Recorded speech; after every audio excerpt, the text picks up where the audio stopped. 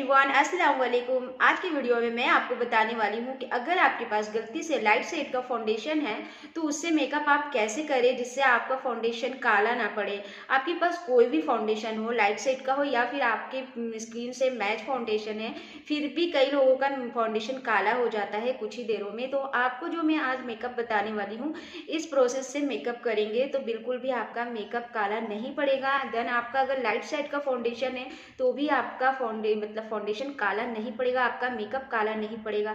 Party हो, शादी हो, आप ये मेकअप लुक क्रिएट कर सकते हो। तो चलिए मैं स्टेप बाय स्टेप आपके लिए बताऊंगी। और बिगनर्स है तो उनके लिए भी काफ़ी हेल्पफुल रहेगा। वीडियो पसंद आएगा तो प्लीज़ लाइक ज़रूर करना, आपको लाइक से हमें बहुत अच्छा लगता है। और वीडियो में नए हैं तो चैनल को सब्सक्राइब करना बिल्कुल ना भूलना। चलिए वीडियो स्टार्ट करते हैं। सबसे पहले मैं यहाँ पर लगा रही हूँ मॉइस्चराइज़र के लिए मैंने लिया है यहाँ पर पॉन्ड्स का मॉइस्चराइज़र। बहुत ही लाइट वेट है, बहुत ही अच्छा हाइड्रेटिंग मॉइस्चराइज़र है। तो सबसे पहले आप मेकअप करने से पहले स्किन केयर ज़रूर करें। मैं यहाँ फेस वॉश करने के बाद टोनर लगाई थी, टोनर के बाद मैं डायरेक्ट मॉइस्चराइज़र अप्लाई कर रही हूँ। पॉन्ड्स का जो मॉइस्चराइज़र है काफ़ी हाइड्रेटिंग है, बहुत ही ज़्यादा अच्छा लगता है इसे अप्लाई करने के बाद।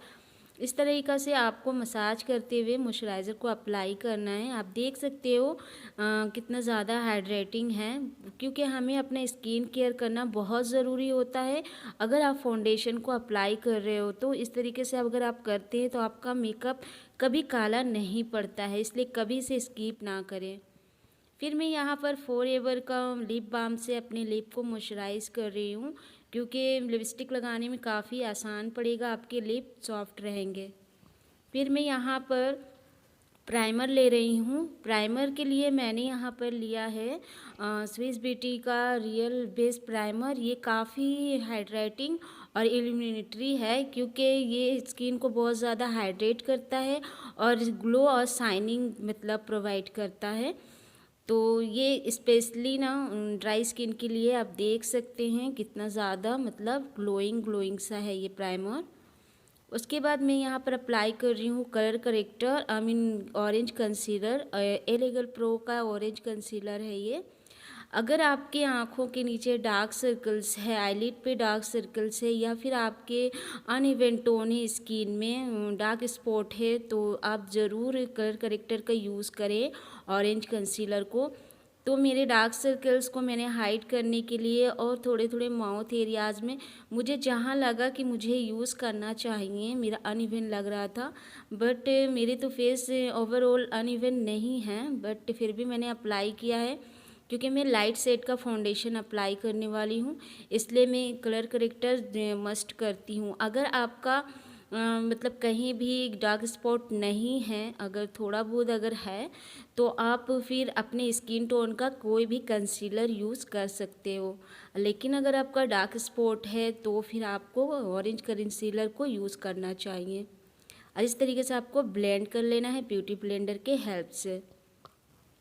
उसके बाद मैं यहाँ पर फाउंडेशन अप्लाई कर रही हूँ। देख सकते हैं फाउंडेशन मेरी स्किन से कितना लाइट है। मैं यहाँ पर मैबलिन का फाउंडेशन यूज़ कर रही हूँ। शेड है 120। मैंने पहले भी अप्लाई किया है इसे। ये मेरी स्किन से वन शेड लाइट है।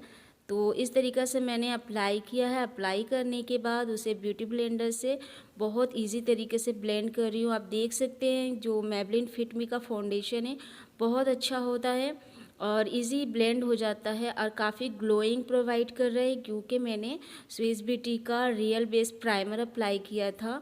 तो सो मेरे स्किन में एक ग्लोइंग प्रोवाइड कर रहा है। और मैं जो यहाँ पर ब्यूटी ब्लेंडर यूज़ कर रही हूँ, ये आई मैजिक का ब्यूटी ब्लेंडर है। बहुत ही सॉफ्ट और बहुत अच्छा ब्यूटी ब्लेंडर है। अगर आप चाहते हैं कि एक अच्छा ब्यूटी ब्लेंडर ले तो ये आप ले सकते हो। ये आपको 150 में मिल जाती है और काफ़ी दिन तक चलती है, और ये बहुत ही अच्छा ब्यूटी ब्लेंडर है। तो इस तरीके से मैं पूरा ब्लेंड कर लूँगी। लाइट शेड का फाउंडेशन आपके पास हो बस इसी तरीक़ा से लगाएं। और जब भी आप लाइट शेड का फाउंडेशन लगाएं तो अपने गर्दन में नेक एरिया में और ईयर के एरिया में कभी भी लगाना ना भूलें। फिर मैं यहाँ पर लाइट कंटूरिंग कर रही हूँ, मतलब यहाँ पर मास्क का मेरे पास कंटूर स्टिक है, one set contour and highlighter concealer दोनों मतलब मिलता है। तो मैं बहुत लाइट सा कंटूर कर रही हूँ, आप देख सकते हैं इसकी टेक्सचर बहुत ही लाइट है। तो मैं इस तरीक़े से अपने कंटूरिंग एरिया में कंटूर कर रही हूँ। देन फिर उसके बाद मैं इसे सेट करने के लिए ब्राउज़र अप्लाई करूँगी। तो इस तरीक़े से मैं अपने नोज़ एरिया में भी अप्लाई कर लूँगी। तो ये स्टिक कंटोनर मतलब कंटूर है मास्क का। उसके बाद मैं ब्यूटी ब्लेंडर के हेल्प से सेम उसे अच्छे से ब्लेंड कर लूँगी। सेम आपको भी इसी तरीके से ब्लेंड करना है अपने कंटूर को। देखिए, अगर आप इस तरीके से अगर आप मेकअप करते हैं स्टेप बाय स्टेप, तो कभी भी आपका मेकअप काला नहीं पड़ेगा और बहुत ही अच्छा मेकअप प्रोवाइड होता है। आप कोई भी मतलब फाउंडेशन को आप इसी तरीक़े से अप्लाई करें। फिर मैंने सेम उसे स्टिक से हाइलाइटिंग एरिया में हाईलाइट कर रही हूँ, जैसे नोज़ ब्रिज में, अपने फोरहेड सेंटर में एंड अपने अंडर आइज एरिया हो गया। और फिर मैं इसे अप्लाई कर रही हूँ और अपने ये अपर लिप में, चीन एरिया में, और इस तरीके से अपने फेस को लिफ्टेड दिखाने के लिए मैंने अप्लाई किया है। और इसी हाइलाइटर कंसीलर को मैं आईलिड पे भी अप्लाई कर लूँगी, ताकि मुझे जब आई मेकअप करूँ तो अच्छे से आई मेकअप पफ ऑफ होकर मतलब मेरा आई मेकअप आए। तो आप कोई भी कंसीलर भी यूज़ कर सकते हो, मतलब अपना वन शेड लाइट कंसीलर भी आप यूज़ कर सकते हो अपने हाइलाइटिंग एरिया में। उसके बाद आपको इस तरीके से ब्लेंड कर लेना है, सेम उसी एरिया में आपको इस तरीके से अपर डायरेक्शन में आपको अच्छे से आपको ब्लेंड कर लेना है। और अब जब भी हाइलाइटर या कंसीलर को अप्लाई करें, ब्लेंड करें, तो पहले बाकी एरिया में अप्लाई कर लें, फिर आप अपने अंडर आइज एरिया को ब्लेंड करें, ठीक है। तो काफ़ी अच्छा होता है। और इस तरीके से मैं पूरे अच्छे से ब्लेंड कर लूँगी।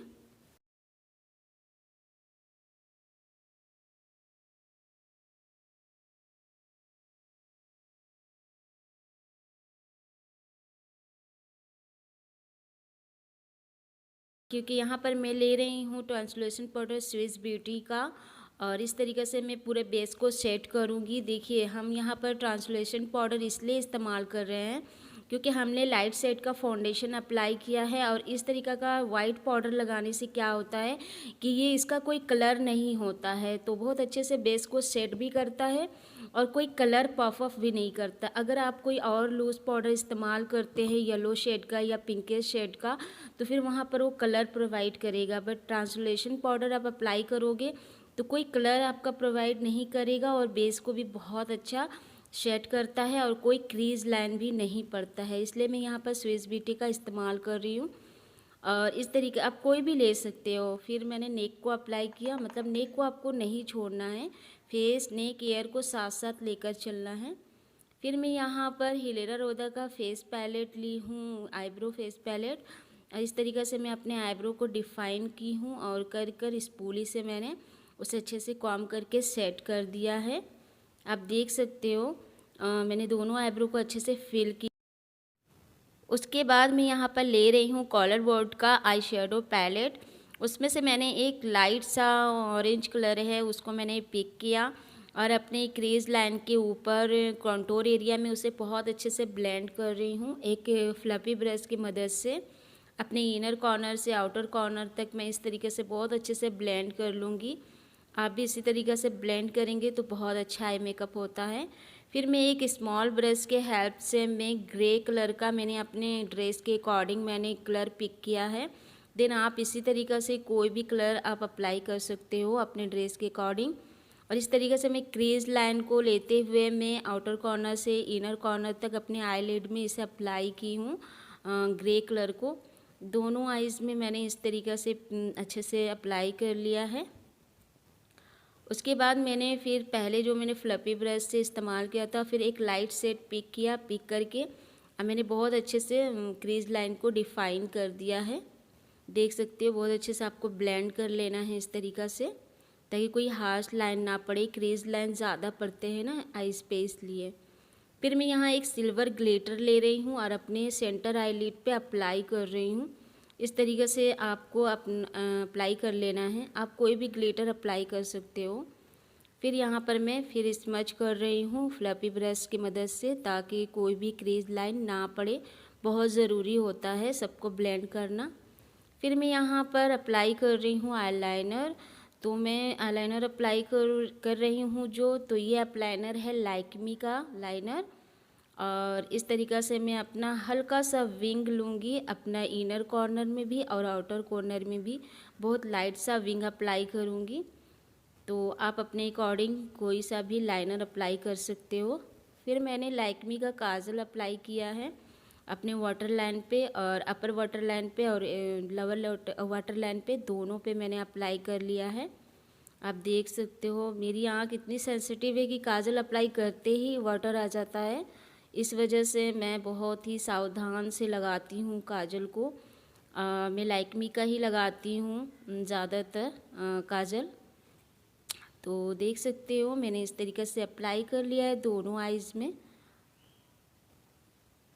उसके बाद फिर मैं एक स्मॉल ब्रश लूँगी। स्मॉल ब्रश लेकर और ग्रे और ऑरेंज दोनों कलर को पिक करके अपने वाटर लाइन के लोअर लैशेस लाइन है ना, वहाँ पर मैं स्मच करूँगी, जिससे काजल भी अच्छे से डिफाइन हो जाए, स्मच हो जाए और लुक अच्छा सा प्रोवाइड करे। फिर मैं यहाँ मियोन का स्टूडियो पैलेट ली हूँ, फेस पैलेट। इसमें आपको ब्राउज़र, हाइलाइटर एंड ब्राउज ये ब्लशर तीनों मिल जाता है। तो मैं इस तरीके से ब्राउज़र लेकर अपने ब्राउजिंग एरिया मतलब कंटूरिंग एरिया में अप्लाई कर लिया है, शेड कर लिया है। क्योंकि मैंने बहुत लाइट सा मतलब मैंने कंटूर की थी, इसलिए थोड़ा डार्क ब्राउन लेकर मैं ब्राउज कर रही हूँ, ताकि मेरा फेस का जो कट है ओवरऑल बहुत अच्छे से डिफ़ाइन होकर नज़र आए। तो इस तरीके से अप्लाई किया है मैंने। फिर नोज़ एरिया में जो मैंने ब्राउज़र लगाया है फिंगर टिप की मदद से। आप अगर ब्रश नहीं है तो आप फिंगर से भी बहुत इजी से आप इस तरीक़ा से लगा सकते हो। बहुत इजी टिप है और बहुत अच्छे से आप देख सकते हो लग चुका है। फिर मैं उसी सेम पैलेट से ब्लश ले रही हूँ और ब्लश को अप्लाई कर रही हूँ। अब मैं सेम ब्रश लेकर यूज़ कर रही हूँ, उसे अच्छे से साफ़ कर क्योंकि इसे मुझे बहुत इजी होता है ब्लेंड करना। जब भी आप ब्लश लगाएं तो इस तरीक़ा से छोटा सा गोल मटोल ब्रश से लगाएं, ज़्यादा हैवी बड़ा ब्रश ना ले, वरना आपका पूरा चिक पे अप्लाई हो जाता है।